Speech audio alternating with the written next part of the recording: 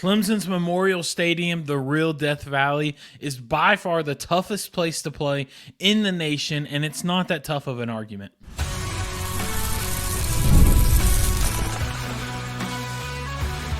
You are Locked On Clemson, your daily podcast on the Clemson Tigers. Part of the Locked On Podcast Network, your team every day. What is up, everybody? Welcome to another episode of the Locked On Clemson podcast. I'm your host, John Bivens. You can follow me over on X at I am John Bivens. We are a credentialed media member for Clemson Sports, which means we get to go down, be a part of some practice days, be a part of some personnel interviews, that kind of stuff with Clemson baseball, basketball, and football. And so we can bring you some inside information that you might not get other places regarding Clemson sports. So we're lucky to be able to part of that. We are your hosts here for the Locked On Clemson podcast. Thanks for making it your first listen every day. We are free and available wherever you get your podcast at and over on YouTube. And we are part of the Locked On Podcast Network, where it is your team every day. Here on the Locked On Clemson podcast, you're getting three things. You're getting all sports, all passion, and all of the time. We're bringing you everything you need to know regarding Clemson sports. Today is June 25th. Sorry for the late episode today, as well as the little hiatus that we've been on. We haven't posted since last Thursday. The reason is we went on vacation. My wife and I got to get out. We flew up over to Virginia Beach, spent a little time there. That's why a little sunburnt here. Got a little sun going on, a little pinkiness going on. But we appreciate it. We're back though. Episodes back regularly coming to you every day. So thanks for joining us. We are so grateful for all of our sponsors making this show possible.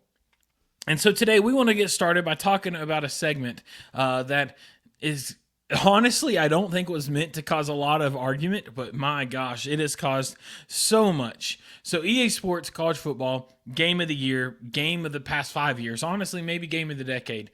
It is a game that is one of the most highly anticipated games by such a large crowd. Little kids want to play this.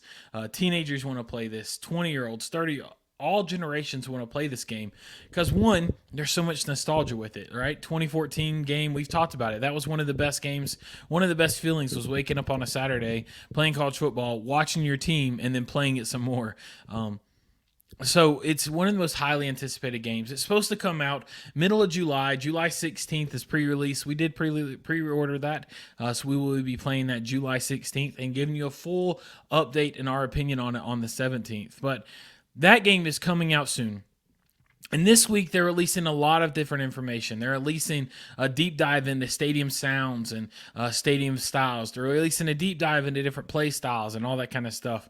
They also released a part of the game is they have an atmosphere, they have a part of the game that is all focused on how tough it is to play, how hard it is to play in a certain environment, how when you're playing, say you're playing Clemson versus Tennessee, if you play at Clemson, that's a hard place to play, it's challenging. If you play at Tennessee, maybe it's a little more, a little less challenging, how each home stadium will have a different crowd environment, a different challenge that comes from just playing in that stadium. And so with that, there's got to be some kind of ranking of who the toughest and the easiest opponents to play, the easiest stadiums to play at are. And so EA Sports came out and they released their top 25 most challenging stadiums to play at in the game. And honestly, this list is something. I'm going to warn you, we're going to show you, they released their top 25. We did not do top 25. The reason was because we made a little chart. We did notice when we were getting ready for the episode that the style, the format messed up a little bit. But they released their top 25. We did top 22 because it looked a little prettier on our chart. But the three we're not going to talk about. 25 was Mississippi State, 24 was Boise State, and 23 was Arkansas. With all that being said, let's look at their list, though. Let's dive into what their top 25 was. So here it is. We're going to pull this up for you so you can see it if you're one of our video listeners on YouTube. If you're audio, don't worry. We're going to read over it. But here's the list. So the list is their hardest stadium, the hardest place to play. They have Kyle Field with Texas A&M. Audio listeners, I hope you can hear my eye roll through that sigh. What in the world? 2, they have Alabama. 3 LSU, 4 Ohio State, 5 Georgia, 6 Penn State, 7 Wisconsin, 8 Oklahoma, 9 Florida State, 10 is Florida. Sorry, there's the format change we were talking about. 9 is Florida State, 10 is Florida, 11 is Oregon. Got cut off there. And then moving over, they have Clemson, us listed at 12, which is it's borderline sacrilegious. Like, that is absolutely garbage. Clemson is the toughest place to play in all of college sports, and we're going to talk about why in a second. But Tennessee at 13, Auburn 14, UOSC, that's our little brother down in the armpit, University of South Carolina. Yes, USC is Southern Cal, no argument. 16, Michigan, 17, Virginia Tech, really glad they made the list. Utah 18, Texas at 19, Iowa 20, Notre Dame 21, and Michigan State at 22 with Spartan Stadium. Again, 23, 24, 25 was Arkansas, Boise State, and Mississippi State. This list is hot garbage. I mean, what do they even go by? Here's what it felt like they go by. It felt like they went by vibe alone. It felt like they went through and they're like, what's the funnest fans? What's the stadium that has the best vibe to it? That's what it feels like they go to. They didn't go by winning percentage. We're going to prove that in just a second. They didn't go by so much more. Let's just dive in here. I'll read you over the past 5 years. So since 2020, just kidding, over the past 3 complete football seasons, 4 if you're counting 2020, best home records in the Power 5 since then, all right? Georgia has the number 1. They have not lost a game since 2020 at home. 22-0 since 2020, and they're number 5 on the hardest stadium. Alabama, 25-1. They're number 2. Oregon, 21-1. They're number 11. Clemson, 24-2. We're number 12. Ohio State, 22-2. They're number 4. Utah, 20-2. They barely made it to 18. Oklahoma State, 23-3, who is not on the list. Michigan, 22-3 at 16. Oklahoma, 21-3 at 8. NC State, 23-4, not on the list. Notre Dame, 21-4, 21. Ole Miss, Mississippi State, they're 25th, like we talked about, 21-5. LSU is 20-5, and they got the 3rd spot. And Texas A&M is 20-5, and they got the number 1 hardest stadium. What are we doing? What is this list made of? Like, this is garbage. This is absolutely complete garbage. This is one of the worst takes I've seen. This list should be changed up so much. I don't understand how winning percentage doesn't factor into this.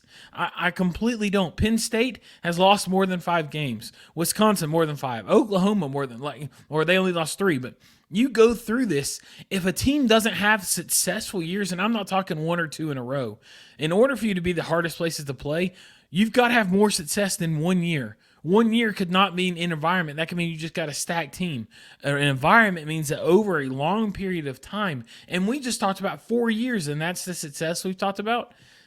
This list is complete garbage. This is something that should not be the case. Very disappointed in this. I don't understand it at all. So what we're going to do is we're going to be in just a minute. We're going to come back, but Clemson should by far be number 1 on this list, and it comes down to their success not only now but also previous. So in just a minute, we're going to come back and we're going to talk about our top, who our teams are, who we would put in our top 10 hardest stadiums and why. So we'll talk about that and so much more in just a moment. This episode is brought to you by FanDuel. Guess what, guys? I don't know if you noticed, but I love sports. I love them so much, I never want them to stop. But as the playoffs have wound down, we get fewer games. And the sports aren't sportsing like I want them to. But FanDuel lets me keep the sports going whenever I want. All I have to do is open the app and dream up bets anytime I'm in the mood. I can picture it right now. Wow, dropping a bet on the Atlanta Braves to beat the Phillies, or the Yankees to beat the Boston Red Sox. Oh, I can picture it right now. You could do the same exact thing. And this summer, FanDuel is hooking up all customers with a boost or a bonus daily. That's right. There's something for everyone, every day, all summer long. So head over to FanDuel.com/lockedon. That's FanDuel.com/lockedon and start making the most out of your summer. Stop dreaming and do it. I'm telling you, go do it right now. FanDuel, the official sportsbook betting partner of Major League Baseball. Here we are on the Locked On Clemson podcast. Hey, that was Jarvis Davis. Man, he's a good friend of mine. He's an awesome guy. Absolutely appreciate him, and I'm so grateful for him. If he's entertaining, that ad right there, I'm hearing his personality. I'm like, man, that's a cool guy. He's funny. So, hey, if you want more of him, make sure you check out the Locked On Atlanta Sports podcast. It's on YouTube, on everywhere you subscribe to. He's got a great show that dives into everything Atlanta sports, the Braves, the Hawks, the Falcons, and so much more. He's intelligent. He knows what he's talking about. He's entertaining. He can bring us on some great guests. So make sure you pop over and listen to his show. He did not ask me to say that. That is completely free. I watch the show. I'm not from Atlanta. I don't follow any Atlanta teams. I guess I get some interaction with Atlanta Braves just because they're the most popular team where I'm at. Georgia Tech also gets ACC, Clemson being ACC. Talk about some Georgia Tech a lot. That's down in Atlanta. That's the only Atlanta interactions I have, but I still watch the show pretty regularly just because Jarvis is that good. So make sure you hop on, join his episode, give his podcast a listen over there on the Locked On Atlanta Sports show. But here on the Locked On Clemson show, you just saw that garbage list. We're going to pull it up one more time for you. There it is. That's the garbage list. That's what are we doing? What is happening? But now what we want to do is we want to go through and we're going to give our hardest places to play. We're going to go through and give where we would put our toughest places to play in college football. Number 10, we're going an ACC rival. There's only 2 ACC schools on our list, and honestly, it's not who you would expect. Some people would put Florida State on the list. No, too recent. There's been some years between their Jameis Winston and their recent years. They got some blown out games there. So I'm not putting them on. Virginia Tech, gosh, if you've listened to the podcast, you know I love Virginia Tech fans. I love their environment. I love their stadiums. I love their football. I love their basketball stadiums. It's one of those teams. I'm not a fan of Virginia Tech at all, but I enjoy seeing them do well because their fans are just so into it. But it's not them just because obviously they've had some rough games. They've got some ugly losses at home. So our number 10, our second ACC school is NC State.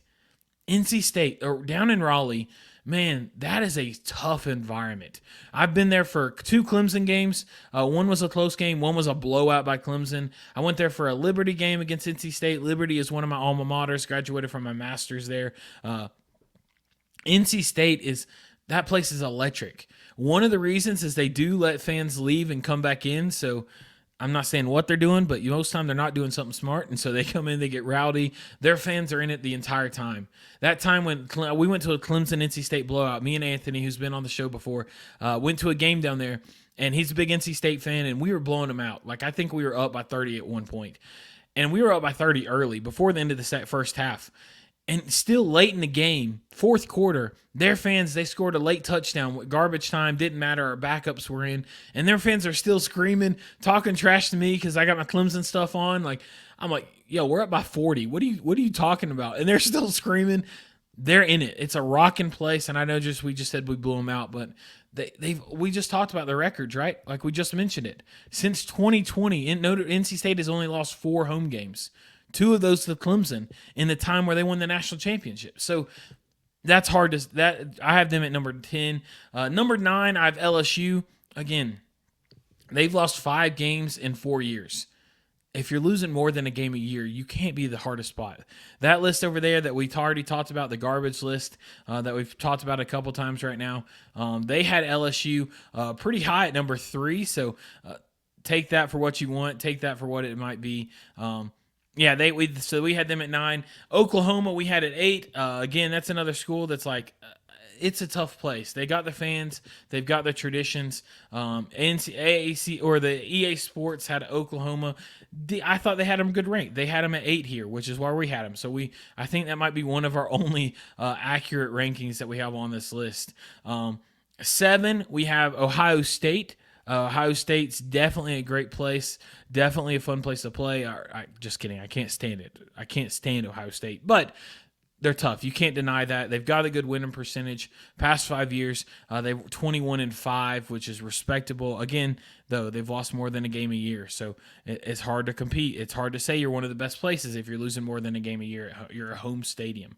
We're not talking overall losses. We're talking just losses at home. That's why we have Oregon State or Ohio State a little lower. Then moving on, 6. This is one that people don't talk about enough. We got Utah. Utah is making a run. On tomorrow's episode, Wednesday, we're going to talk about Phil Steele's most surprising teams. We'll give you a forecast. Utah is their number 1 surprising team, which might make a run for the college football playoff this year. They're a good team. They've got a good football, and their stadium is tough. Great stadium there. Number 5, we've got Oregon. Oregon, man, they've got a team. In the past 5 years, they've only lost 1 game at home. Winning percentage says so much. If you're not losing at home, it's obviously a tough place to play. And the thing is, they haven't had like this outstanding football team.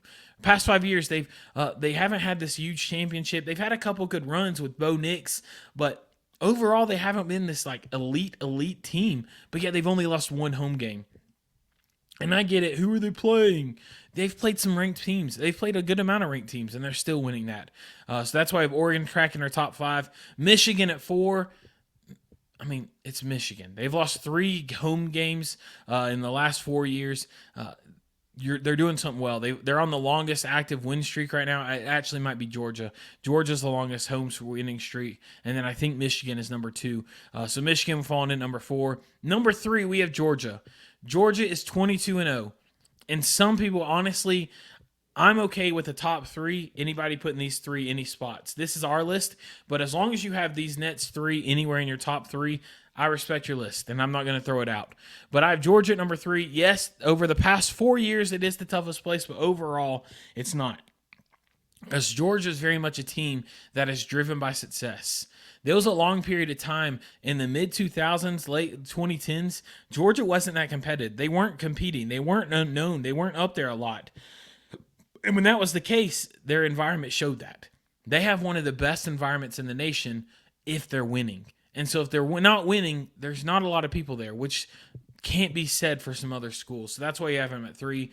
Number 2 is Alabama. And the reason we have Alabama at number 2, they're 25-1 in their past 4 years. Since the college football playoff started, since NCAA football 14, since 24, the last NCAA football game came out, 2 teams have the best record in all of college football. The top 2 teams, Alabama has the best record since that game came out at home. They are 72-3 in their last 75 games since NCAA football 14 came out. They've lost 3 home games since 2014. That's ridiculous. That's why they're the top spot right now. That's why they're number 2 spot, hardest spot to play. Again, if you have them 1 or 3, I'm happy with. I compete with you. Like, that's fine. I have them at 2 because that's talent. That's skill right there. The only thing I'll say about why they're not 1, take away the success. Take away when they're successful, when they're not winning so much, or when their team isn't the best team in college football, which we might see now that Nick Saban isn't there. And I don't know if their stadium's still going to be there. I don't know if their fans are still going to be as electric as they are. So that's why we have them at 2. And number 1, it's not close. It's not close at all. Number 1 is Clemson University. Take out bias. I'm going to do everything I can to prove that I'm not just saying this as a Clemson fan. Since NCAA 14, they're 1 game behind Alabama. They are 71-4. 71-4 in 75 games, their last 75 home games, including a 40-game win streak at home. Clemson won 40 straight games at home. That's insane. And you're like, oh, that's since 2014. All right, let's go recently. Over the past decade, past 10 years, Clemson is 65-3 at Death Valley. That's a 95.6% win percentage. And that is tied for the best of any team in the college football playoff area. They're tied with Alabama, but that's tied with them. They won 40 consecutive home games from 2016 to 2022. And here's their only 3 losses. In the past decade, here's their 3 losses. We lost to Pittsburgh in 2016 by 1 point. We lost to South Carolina in 2022 by 1 point. And then this past year, we lost in overtime to Florida State 31-24 when we gave up a touchdown to our backup cornerback. Our stadium is ridiculous. You can't win there. I mean, I'm saying all this, and watch, this year we're going to lay an egg and lose every home game.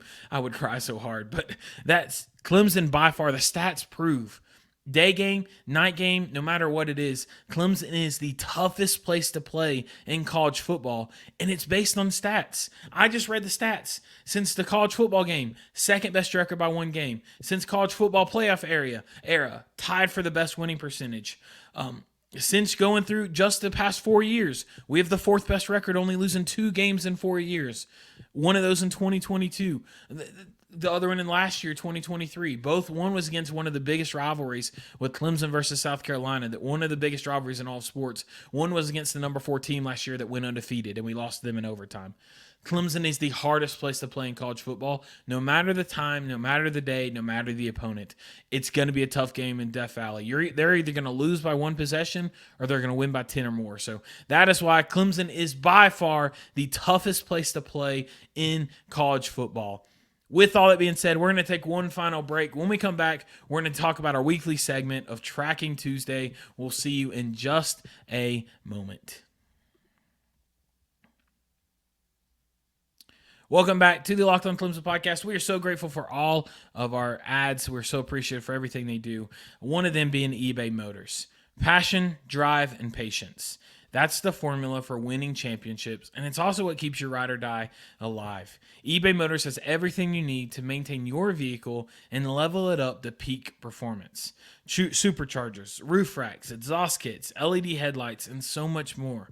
Whether you're into speed, power, or style, eBay Motors has you covered. With over 122 million parts for your number one ride or die, you'll always find exactly what you're looking for. And with eBay Guaranteed Fit, your part is guaranteed to fit your ride every time or your money back. Because with eBay Motors, you're burning rubber, not cash. With all the parts you need at the prices you want, it's easy to make your car the MVP and bring home huge wins. Keep your ride or die alive at ebaymotors.com. Eligible items only, exclusions apply. We've used eBay Motors for radios, for other parts, and it is so simple, so easy, and so trustworthy. eBay Guaranteed Fit is only available to U.S. customers. Find it all at ebaymotors.com.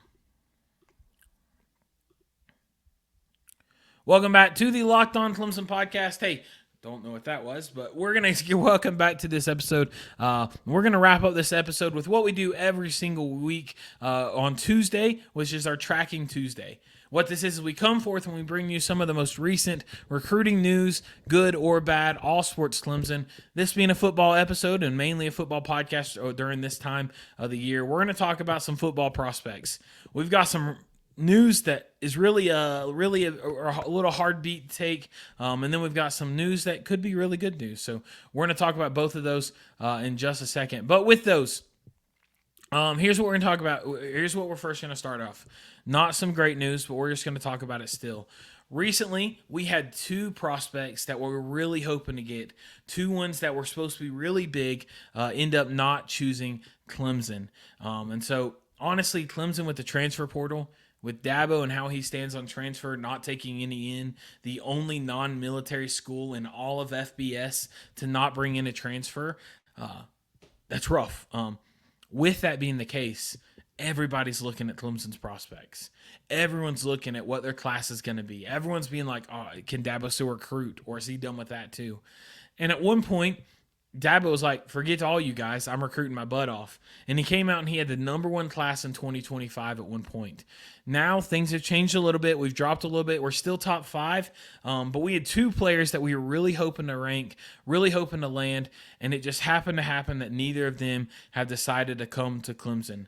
On Sunday, 2 days ago, 4-star offensive lineman Mario Nash, he's from Mississippi. He's the 23rd overall offensive tackle, number 282 in the 2025 class, according to On3, a little bit higher on 24/7. He took some visits to Clemson. People loved him. He was the offensive line MVP at the Under Armour Nets camp. He has the potential to be the best player at his position, 100%. He's 6'4", 270 pounds, huge offensive tackle. or offensive lineman. Everyone thought he was going to come to Clemson. He took an official visit. He was personally visited by Matt Luke as he came in and did that. We've already have a couple offensive linemen, but we were really hoping to land him. Unfortunately, the Mississippi native has decided to stay home. He's going to Mississippi State rather than going to Clemson. So he did commit on Sunday to Mississippi State. Hate to hear that. The biggest one that I am so torn up about, this one still bothers me, is that we also saw Chauncey Gooden commit somewhere else. Chauncey Gooden, if you don't know who this guy is, he's a monster in a great way. He is 6'4", 360 pounds from Tennessee. He took an official visit to Clemson, loved it. When everybody asked him about it, he loved it, loved the environment, loved Coach Luke, loved Dabo. All the predictors predicted he was going to Clemson. I honestly thought I'd be doing a Tracking Tuesday saying, we got him, right? I was pumped about it.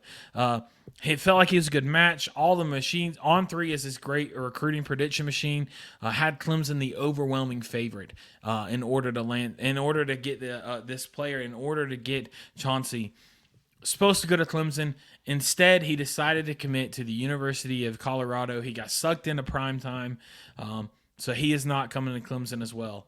And that hurts. You hate to hear that. Hate to hear that. That one hurts. That one's real disappointing. So when you hear that, Clemson already has a couple of offensive linemen that are committed for the 2026 class, or 2025 class. And that's exciting. That's good, right? It's good to be able to have a couple players, but these two would have put this team over the top with two top 300 players. A player that's 360 pounds at 6'4", that'd have been nice. So both of them committed elsewhere. They are off the list, not coming to Clemson. But we don't want to give you just bad news. We also got some good piece of news. A couple episodes ago, last week, we talked about our quarterback classes of the future. We talked about Cade Klubnik now, who are coming in next year, and who's coming in 2026. We have some good news for that 2026 class. So there was a quarterback by the name of Tait Reynolds, who, if you heard our talk about it, this guy's the next Trevor Lawrence. He's got the style, he's got the ability, the mobility, the size, the speed, the strength. He's going to be a great player. We were worried about him for this instance. He's favored to land at Clemson if he plays football, but he was committed to Arizona State as he's from Arizona to play baseball. And so it was coming down to not if he's going to choose Clemson to football, but if he was going to choose football or baseball. All the news, all the machines, all the predictions predict him to choose Clemson if he chooses football, but he was committed to play baseball at Arizona State.